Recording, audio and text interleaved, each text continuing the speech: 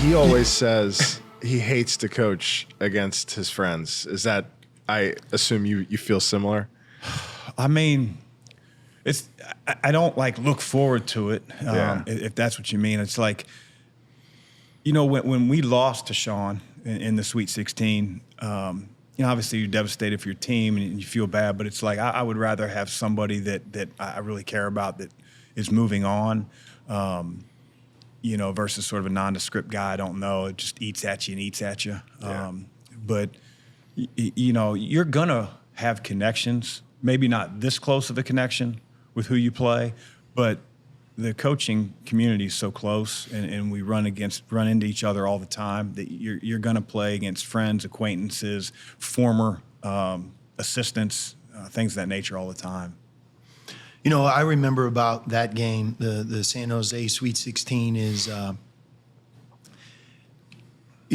deep down I never felt good, simply because we had already played you a couple seasons earlier in the Sweet 16, in the state of California. And it's like you have a couple guys who are young on that first team who are now your best players 2 years later. And it's like a do-over, and the familiarity with you guys and what we were doing, in my mind, isn't advantageous to the favorite. And the other part of it is, it's like, I'm watching the bracket, and who I think you were playing Florida State and whatever, and I'm like, there's no way we're gonna end up playing Xavier again. I think if it was just once. I felt the same way when I walked by Florida State, and when the teams were like walking by each other, going to the practice court. Yeah, it was unreal. Yeah. I've never seen a team that imposing.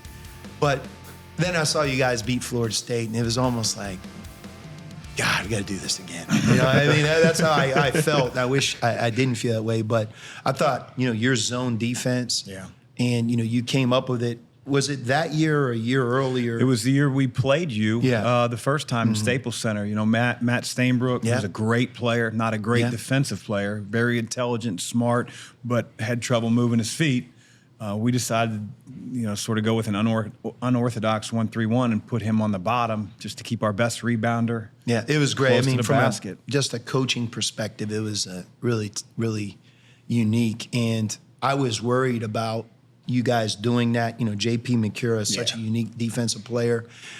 We didn't have what I would call like a true point guard on that team. We had the tough guys, combo guards, and then Parker Jackson Cartwright against the zone was smaller.